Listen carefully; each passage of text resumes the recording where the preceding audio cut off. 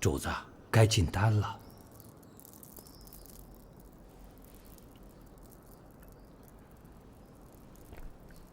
这个胡宗宪，他到底是哪路神仙？居然把我们都绕进去了。没有人能把皇上绕进去。胡宗宪是被夹住了，他左右为难。是啊，真是苦了他了。苦日子还在后头呢。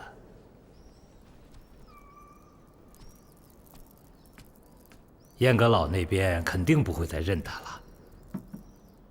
以他的为人，他不会再投靠徐阶、高拱、张居正他们。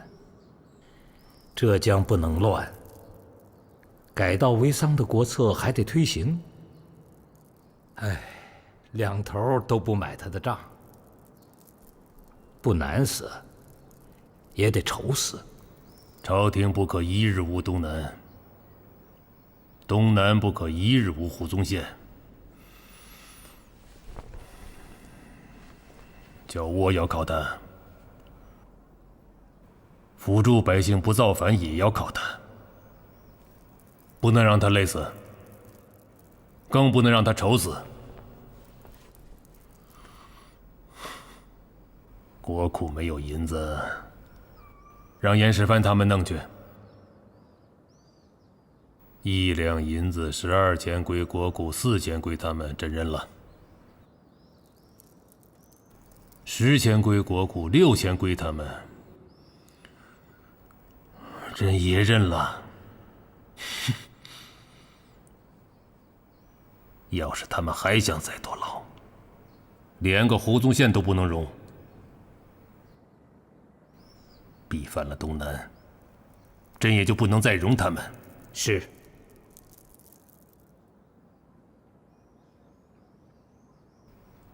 要看住他们，可惜是人太少了。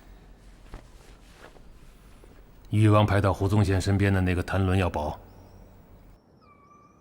暗地里传个话给誉王：徐阶、高拱、张居正，如果再奏请什么人到浙江去，一律批红照准。是。还有高奏杨金水，以后宫里不要再为难胡宗宪。奴婢明白。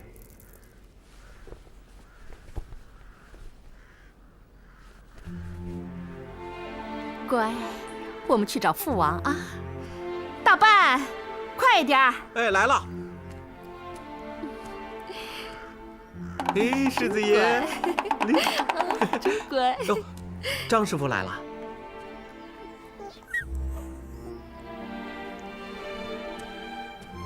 抱着吧。是。世子爷。走吧。哎，来，世子爷。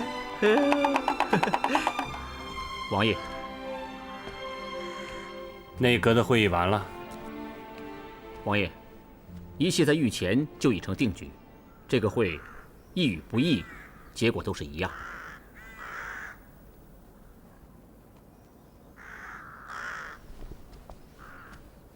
那胡宗宪请求朝廷给浙江拨粮赈灾，总该答应他吧？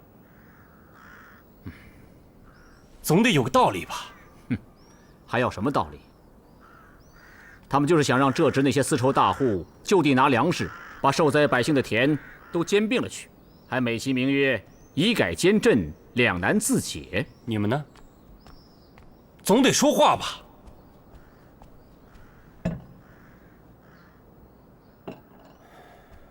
徐阁老和高拱呢？胡宗宪不死心，跟着徐阁老和高拱又去了户部。他还是想户部给浙江调些粮去。户部能不能给他调些粮？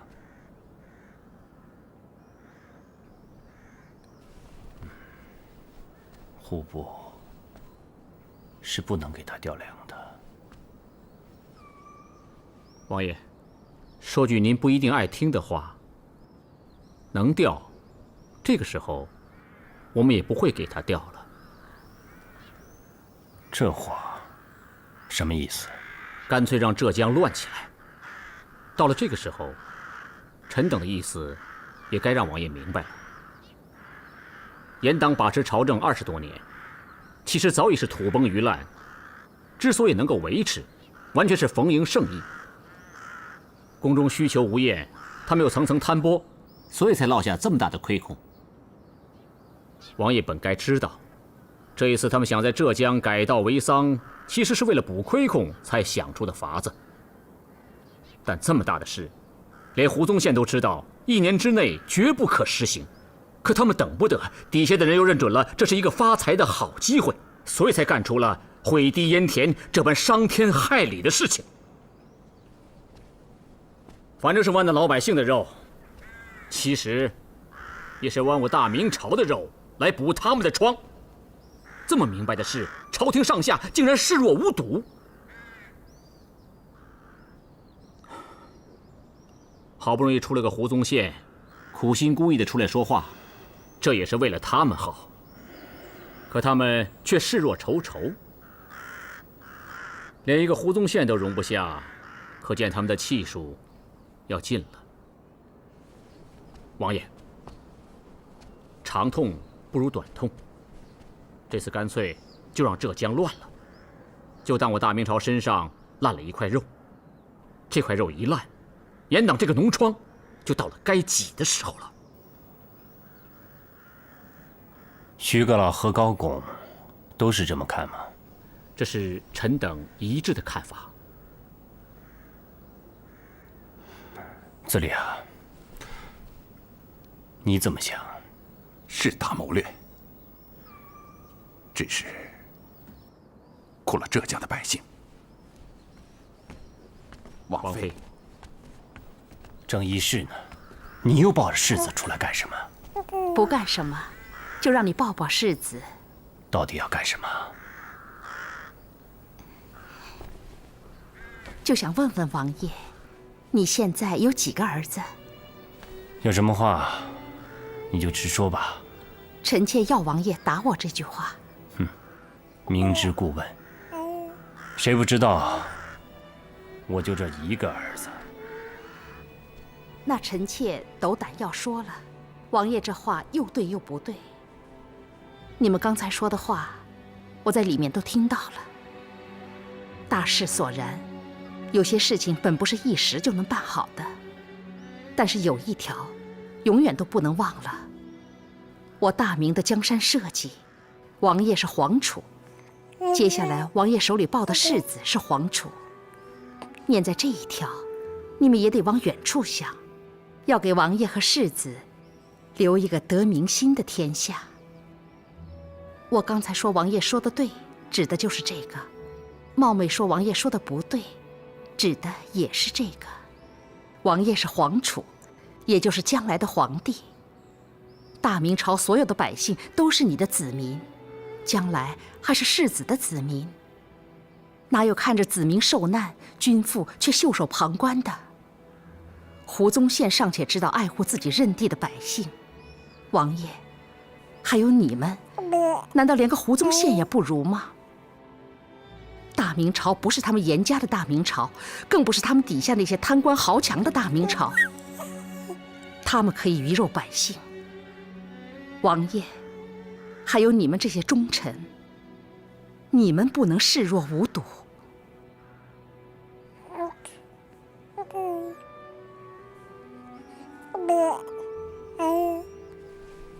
天地有正气，王妃的政论让臣等惭愧。浙江的大局确实已经无法挽回，但对那些受灾的百姓，臣等确实应该争一分是一分。民心不可失啊！来，王爷，我来。乖。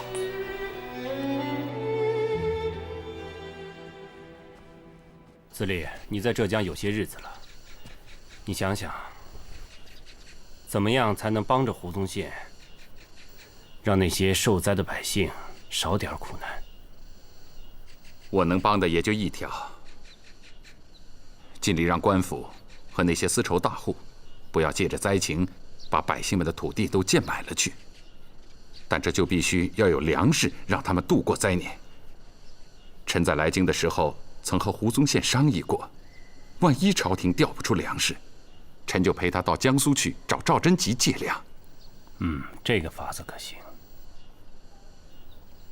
赵贞吉是江苏巡抚，跟胡宗宪有深交，找他借些粮，应该能借到。可就算能借些粮，也不一定能阻止那些人兼并土地。现在胡宗宪不再兼任浙江巡抚了，民事归郑必昌管。要是新任的杭州知府和淳安建德的知县仍是他们的人，恐怕有粮也到不了老百姓手里。新任杭州知府是谁？他们早定了，是严世蕃的门生，翰林院的编修高汉文。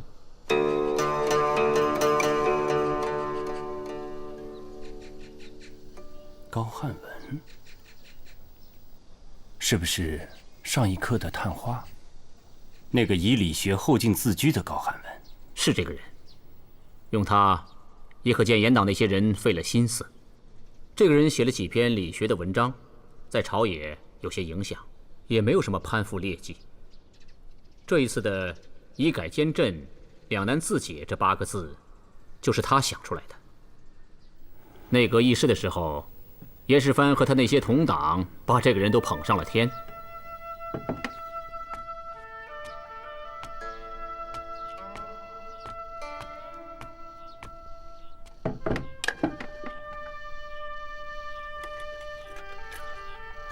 这支笔杆是程祖爷派郑和下西洋带回的犀角做的，这之后便没有这么大的犀角。笔套很平常，蓝田玉雕的，取个口彩而已。难得的是，这笔毫是嘉靖30年云南的土司套了一只通体红色的黄鼠狼的鼠尾做的，哈哈哈。很多人看了都说这是1000年也难遇到的一只啊。高大人，这支笔送给你，可不是让你写字的，师弟书香人家，传个代吧。啊，这还有，这墨是宋朝的，米南宫的款，还有这砚也是宋朝的，黄庭坚的款。这纸可是李清照燕子笺呢。好，拿回去自己慢慢看吧。哎，各位进来。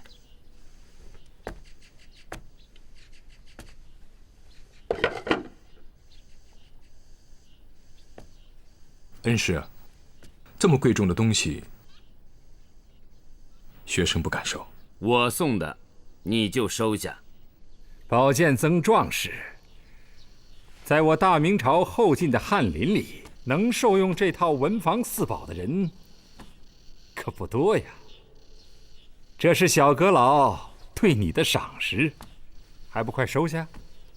哎，罢了罢了，我们这些人也都该归隐山林了。这几样东西，我向小阁老讨了多少回，他不给。现在呀，这美人一去，再无芳草喽。那罗大人现在就可以拿去。哎，可别！这浙江改道为桑的大事，我可干不了。1年之期，大功告成，我们呢还等着你用这四宝写节奏呢。恩师放心，2位大人放心。学生此去1年之内，倘若不能替朝廷完成改道为桑的国策，就用这盒子里的笔墨写下自己的祭文。快起快起，高大人，好好去，干好了好好回，朝廷还有重任等着你呢。拿着。恩师，在下就此别过了。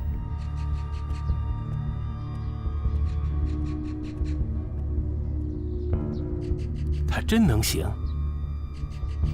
翰林院那种清苦毕竟难挨，储才养望本就是为了施展。他们这种人，火里水里，若是真能挣出来，便不枉此生。再说，这次让他去推行改道为桑的国策，倘若引起民变，这面对朝野也算有个遮挡。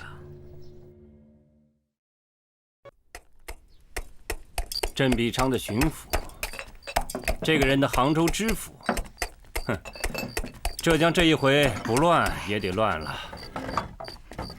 淳安我退下和建德知县呢？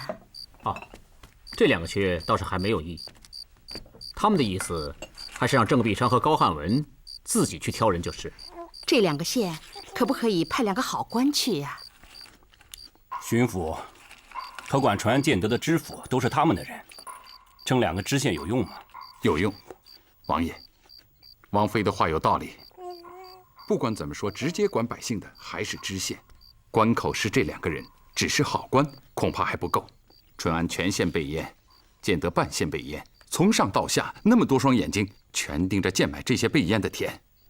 要救百姓就要抗上，尤其是淳安这个知县，这个时候去就得有一条准备，把命舍在那里。天下虽大，这样的人可难找啊。人选我这里倒有一个。在哪里？现在把他叫来。哪有这么现成的人就能叫来？那你又说，人虽见不着，我这里倒有他的一篇论抑制豪强、反对兼并的文章。王爷、王妃还有张大人，你们想不想知道他怎么说？哦，这篇文章在哪里啊？因为文章写得好，我通篇都记下了。想听，我现在就背给你们听。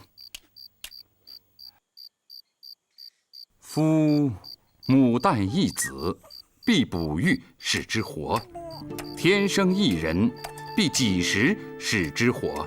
此天道之存焉，亦人道之存焉。岂有以1、2人夺100人、1000人、10000人之田地，使之饥寒，而天道不伦，人道不丧者？天道伦，人道丧，则大乱之源起。民失其田，国必失其民；国失其民，则未见有不大乱而尚能存者。司礼，这几句话，我怎么好像在哪儿听过？正是，胡宗宪在他的上一道奏书里就曾经引用过，只是改了一个字。最后2句就是“是以失田则无民，无民则亡国”。好，司礼，写此文章的人现在哪里？叫什么？此人姓海名瑞，字刚峰，在福建南平县任教育。那就好办了。教育升知县是顺理成章的事。王爷，此人是把宝剑，有他去淳安，不说救私民于水火，至少可以和严党那些人拼杀一阵。王爷，您和吏部说一声，即刻调这个海瑞去淳安。此人是难得的人选，我可以跟吏部去说。事情恐怕没有这么容易。哦，有何难处？教育转知县是升职，莫非他还不愿来？张大人这话在官场说得通，可在海瑞那里未必说得通。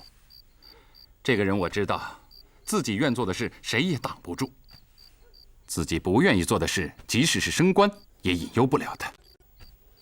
现在以他这个情形，他的志向，叫他去淳安，他应该会慷慨赴之。但有一个字，他越不过去。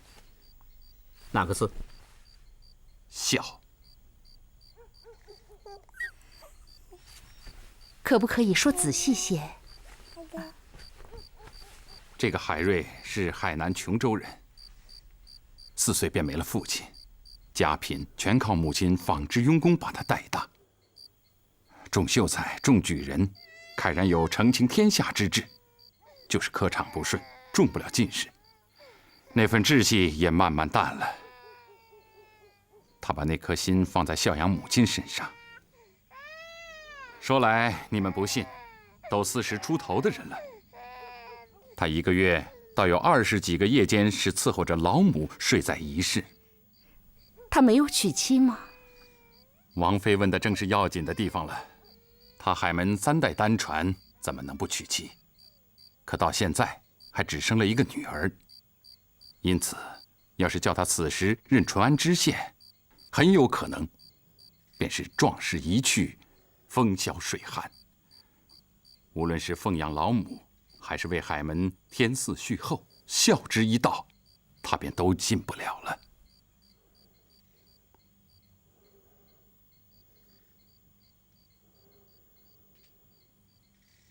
这样，写一封信，连同吏部的调令一起送去，叫他依孝作忠。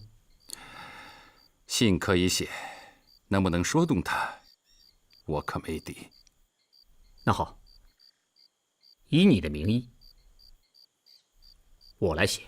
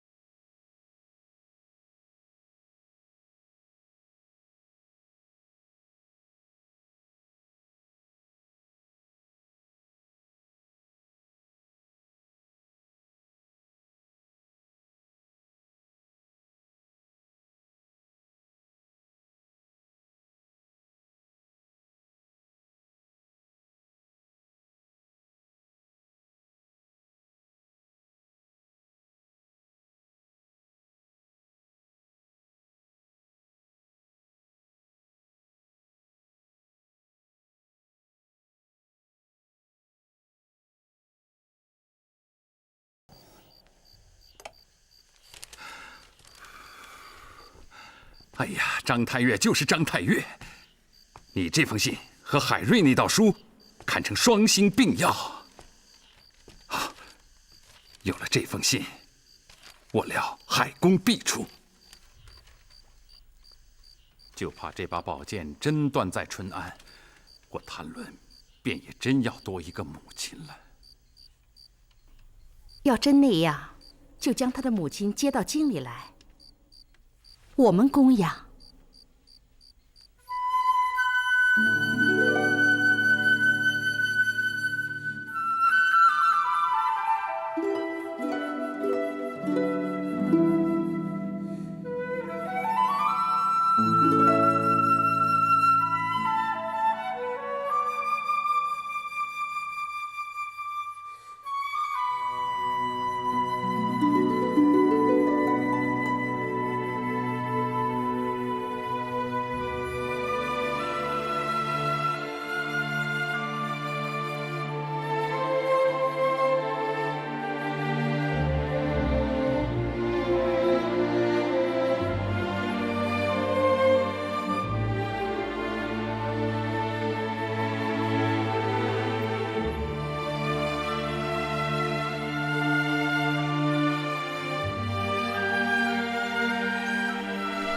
阿母，我来吧。松开！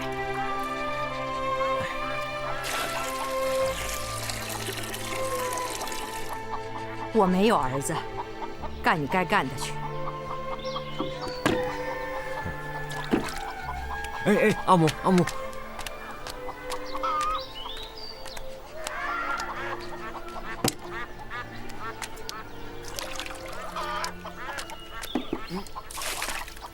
阿木，您老责骂就是，让儿子来浇地吧。走开！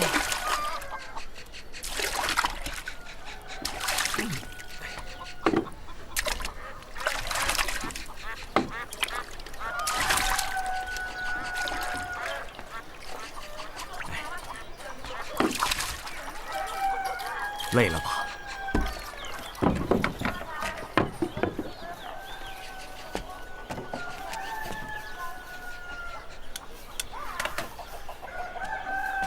安南，阿爹要出远门，安南想吃，明天阿母给你做，这个给阿婆送去。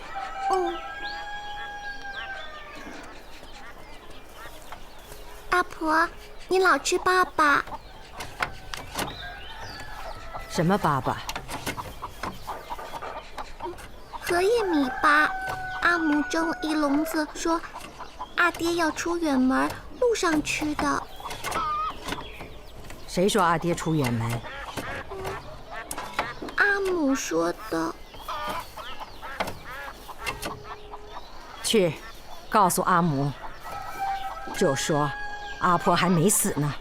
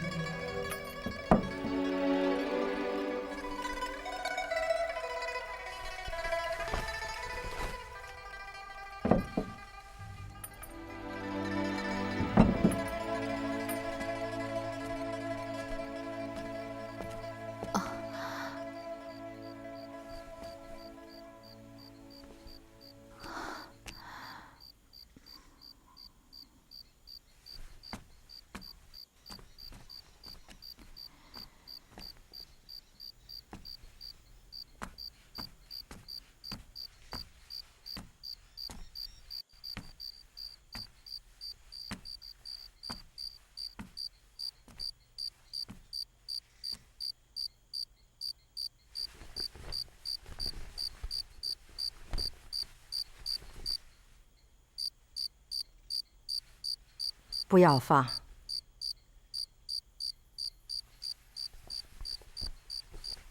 我有话问你。是，阿母。你把那封信的意思再跟我说一遍。是。我不听那些官话。是。你只把你要去的那个地方的事儿跟我说说。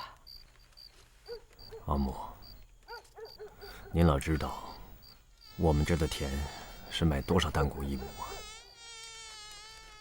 丰年50担，欠年40担。你问这个干什么？朝廷啊，调儿子去浙江的那个淳安县，那里百姓的田，现在只能卖到8担谷一亩了。那里的田很多吗？不是。有句话说浙江7山2水1分田，指的就是山多水多田少，平均下来合着才2个人1亩田。那为什么还要卖田？卖得这么贱？被逼的。哦，来，怎么逼的？官府，还有那里的豪强，朝廷为了补亏空，要把浙江的田都改种桑苗，好多出丝绸，多卖钱。官府那些人和地方的丝绸大户，认准了这是个发财的机会，就要把百姓的田都买了去，还想贱卖。他们串通了，趁着端午汛发大水，把河堤毁了，淹了2个县，老百姓遭了灾。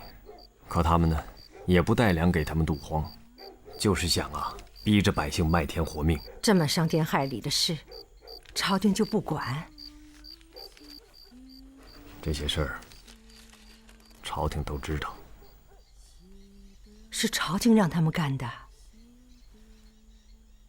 是朝里掌权的人，说明了，就是严阁老那一党的人。信，给我信。哦，给儿子写信的这些人，都是朝里的忠臣。调儿子到淳安去当知县，就是他们安排的。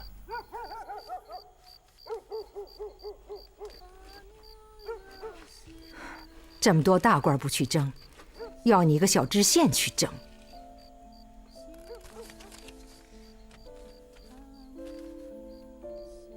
阿母，这里面有许多情形，儿子现在也不是很清楚。那你还答应他们去？儿子想正是因为这样，几十万百姓才需要有一个人为他们说话，替他们做主。那为什么就单挑你去呢？他们相信儿子，相信儿子会为百姓跟那些人去争。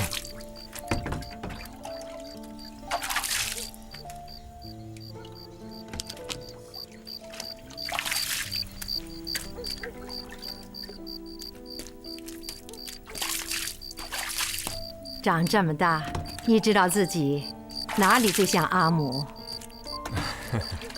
儿子的一切都是阿母给的。我是问你哪里像阿母？这儿，就是这双脚。你看，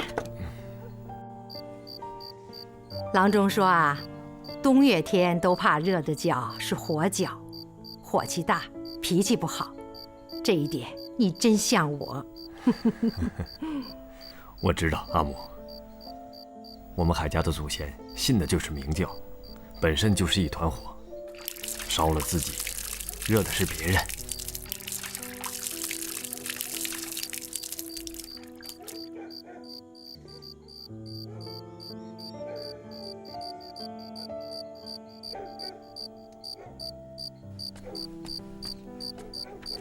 听说大明朝的太祖皇帝得天下的时候，信的就是明教，所以把国号改成了大明，是这样吗？是这样。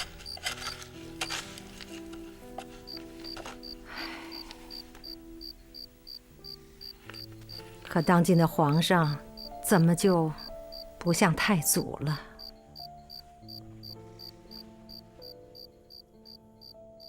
阿母，您回去歇着吧，我过去了。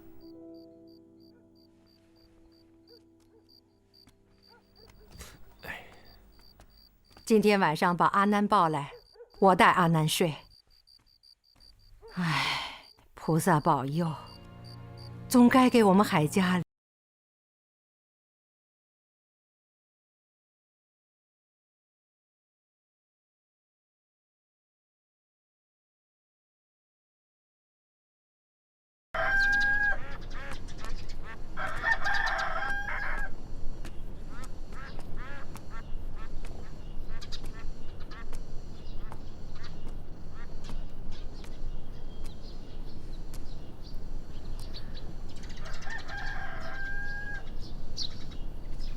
阿母，儿子要走了。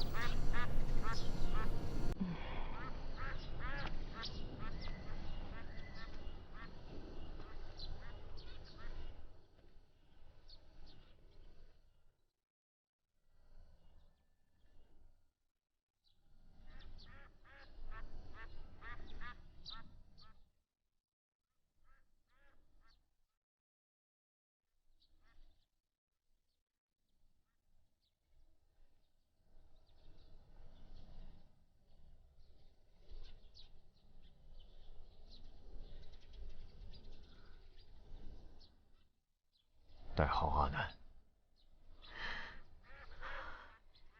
孝顺婆婆。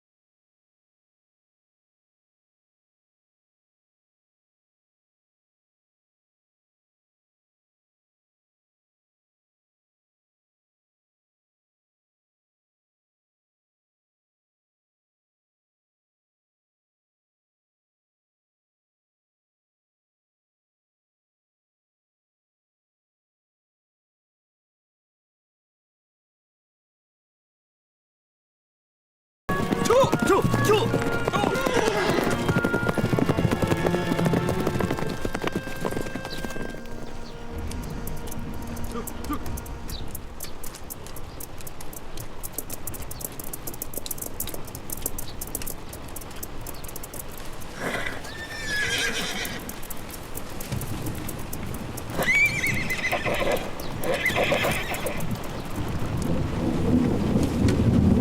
经理来的，你们谁接站呢？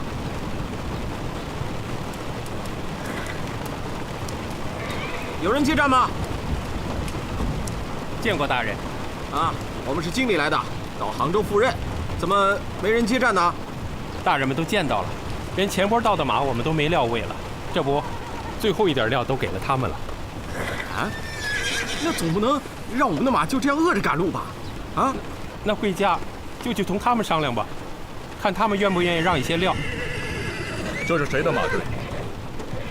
小人哪敢问？看阵势，好像比二品还大些。是高府台高大人吗？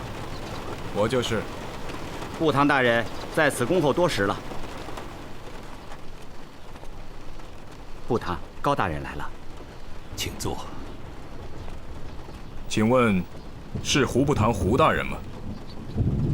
别人就是。失礼，属下高汉文，请坐吧。我虽然还是浙支总督，但按规制，你归浙江巡抚直管。我们之间没有差事授牌，我今天见你，完全是为了浙江，为了朝廷。胡堂大人有话请说。把我们的马料分给高府台的马队一部分。是。高府台，我想问问你，淳安和建德现在有多少灾民？到今天为止，浙江官仓里还有多少粮食？每人每天按4两发针，还能发多少天呢？淳安有灾民27万，建德有灾民11万。发粮之前，官仓有余粮20万担，38万灾民，每人每天按4两赈灾，每天是7000担。现在20天过去了，官仓里还有余粮5万担，最多能发放10天左右。你还算是有心人。那10天以后你准备怎么办呢？布唐大人是在指责属下。谁？现任杭州知府高海门。以改监镇两难自解的方略是属下提出来的。10天过后，当然是由那些有钱有粮的人出粮买灾民的田。灾情解了，改道为桑的国策再责成那些买田的大户去完成。于情于理于事，眼下我只能这样做。你准备让那些有钱有粮的人拿出多少粮来买百姓的田呢？1000年田800主，买田从来都有公价，似乎不应该官府来过问吧？10天过后，赈灾的粮断了，灾民没有了饭吃，买田的人趁机压价，官府过问不过问呢？天理王法俱在，要真是如此，官府当然应该过问。哪个官府？是你杭州知府衙门、巡抚衙门，还是藩念衙门呢？当然，布唐大人的意思是，浙江官府会纵容那些大户趁灾情压低田价。要真是这样，你怎么办？属下会据理力争。怎么争？到时候啊，你既不能抄大户的家，把他们的粮食分给灾民，也不能劝说灾民忍痛把田贱卖出去，是两边都不能用兵啊。灾民若被逼起事，浙江乱了。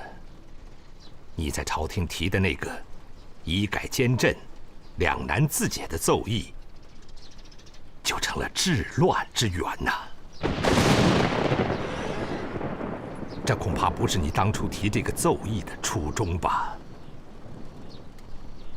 我该怎样去争？请布唐大人明示。以改监镇的方略是你提出来的，你有解释之权。第一，不能让那些大户低于30担稻谷的价买灾民的田，这样一来，淳安、建德两县百姓的田就不会让他们全部买了。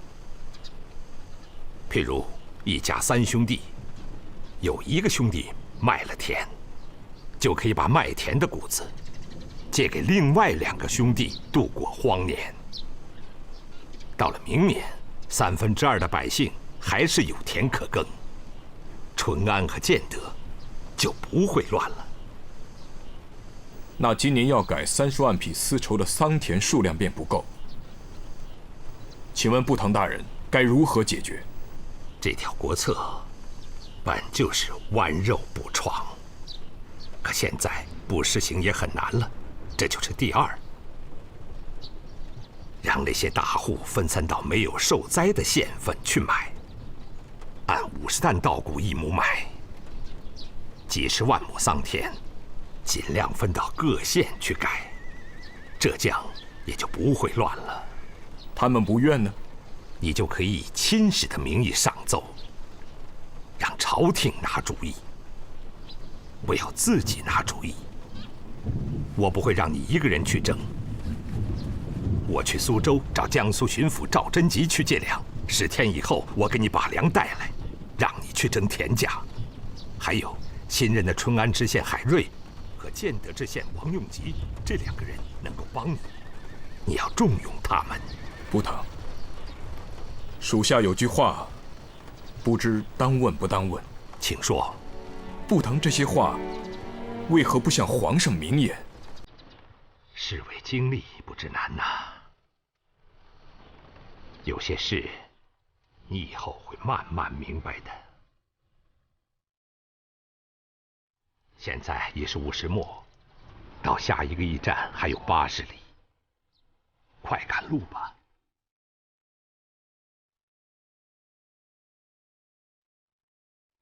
布唐大人，保重。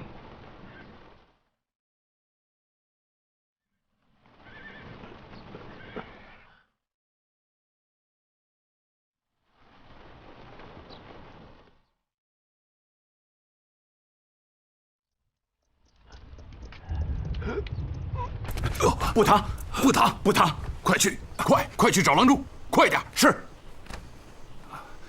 到苏州也就是3、4天的路程了，实在不行，你就先在这里歇养2天。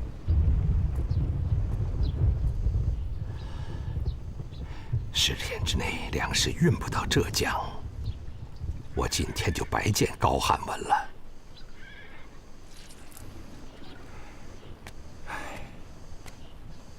你真以为跟高汉文说的那些话管用吗？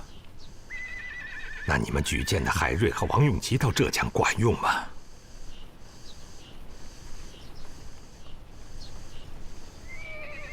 官场上无朋友啊！不堂，派海瑞和王永吉到2个县的事，我不是有意要瞒你。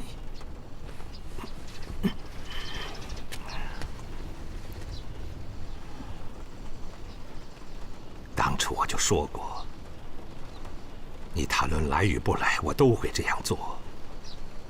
今天我还是这句话，你们瞒不瞒我，我还是要这么做。今天有了我和高汉文的交谈，再加上你们举荐的海瑞和王永吉，或许能跟那些人争拼一番。给我备辆马车，走吧。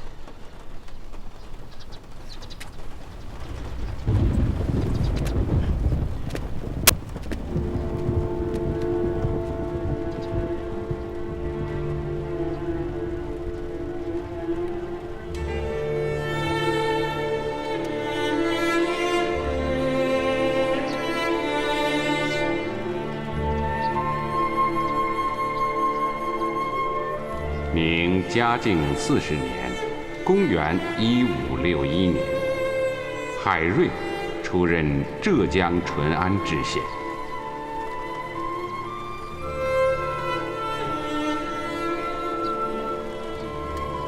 从踏进杭州，步进巡抚衙门报到这一刻起，他便开始了一生向大明朝腐败势力全面宣战的不归之路。站了！什么人？没看见这是巡抚辕门吗？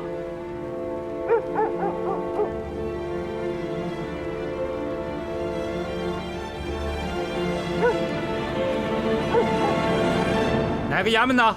淳安知县。哎，你们谁知道淳安知县今晚到会吗？是，让他进来吧。进去吧。先在这儿坐着，什么时候上头叫你们进去，我会来通知你的。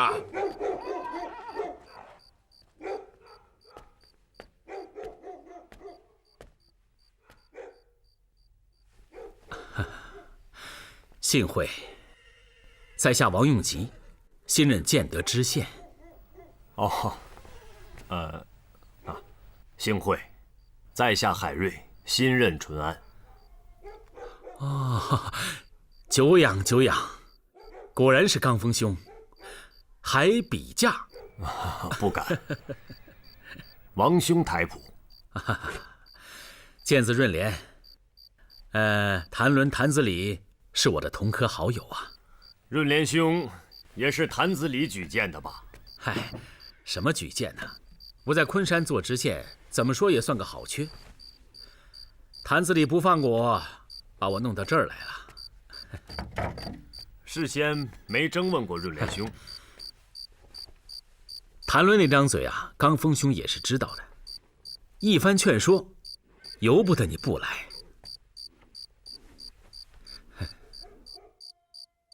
润莲兄从昆山调任建德县，是建德县百姓之福啊。唉，淳安更难。刚峰兄在前面走，我尽力跟吧。哎，刚峰兄刚到啊？啊，赶了5天路，天黑前刚进城。还没吃饭吧？啊，我去问问，看能不能弄点什么吃的。哎，不要找他们。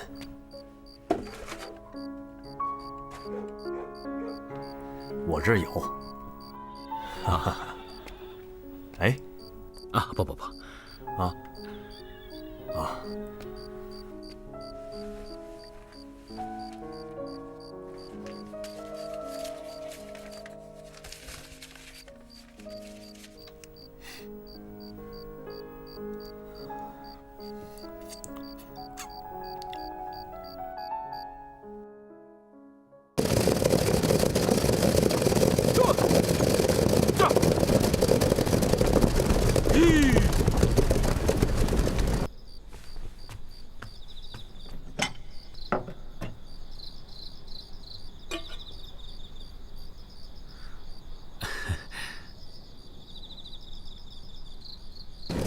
哪个县的？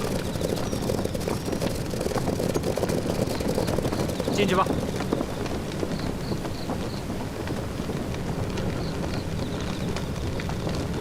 哎，你看这能不能？我说了，个人有个人的差，要喝水，待会儿到了大唐议事的时候，茶都有的喝。请问哪个县的？县里来的都在这儿等吗？对，进去坐着等吧。淳安和建德两县到了吗？这两个不是嘛？劳驾，能不能打一壶茶？我说你们这些人，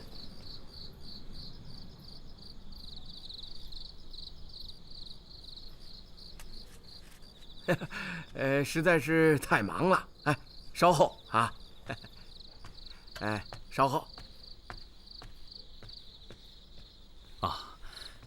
在下王永吉，新任建德知县。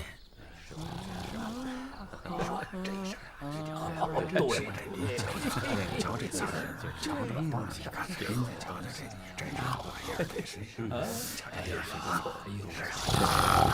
这是啊。不知二位对朝廷以改兼镇两南自解的方略怎么看？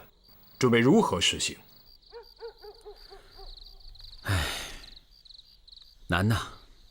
难在哪里？我想听听。阁下这个话，应该去问新任的杭州知府。听说这个以改兼镇、两南自解的方略，就是新任的知府向朝廷提出来的。要真按这个方略去做，建德和淳安两县的百姓把田都贱卖了，改稻为桑也就成了。那到时候，该发财的发了财，该升官的升了官。可是到了明年，百姓没有田了，全都饿死，我们两个也就该走了。不知道新任的知府大人所说的以改兼镇、两南自解，是不是这个结果？阁下认为朝廷以改兼镇的方略会让两个县的百姓都饿死吗？今年暂且不会，因为大户们早就准备好了粮，8担1亩，最多10担1亩，百姓卖了田，怎么也能对付个1年半载。阁下怎么知道官府会让那些大户10担8担1亩买灾民的田呢？这个话，阁下得去问知府大人。改字当头，可是官府不带粮，锅里面没有米。如果知府大人是灾民，那个时候8担1亩10担1亩，卖是不卖？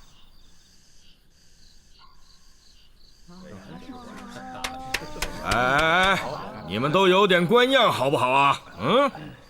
这里可不是畅谈会玩古董的地方。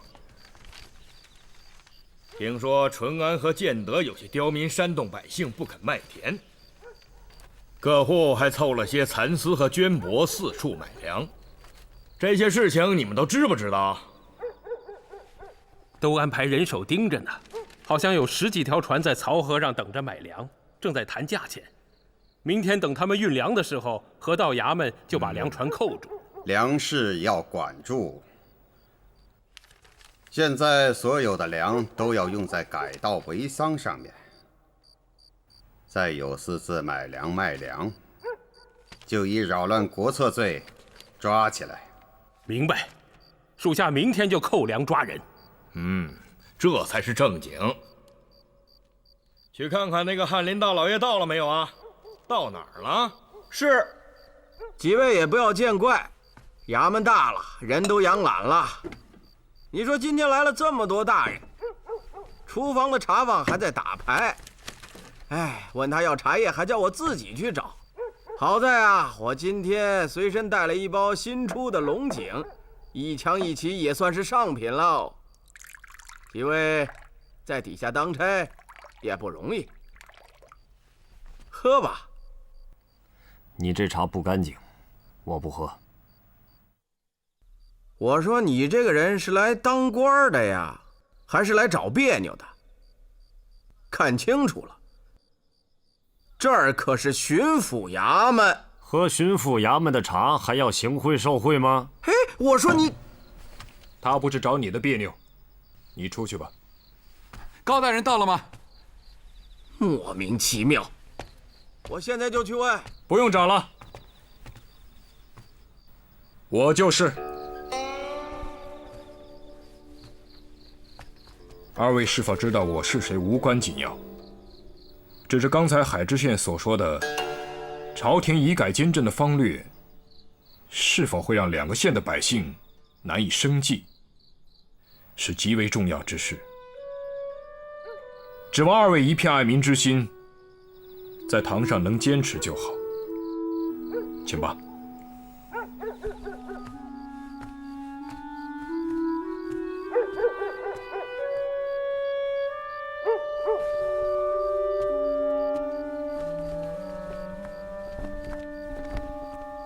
刚父兄啊，事情得靠我们去做，但也别太着急呀。润莲兄，如果淳安和建德2县的百姓活不下去，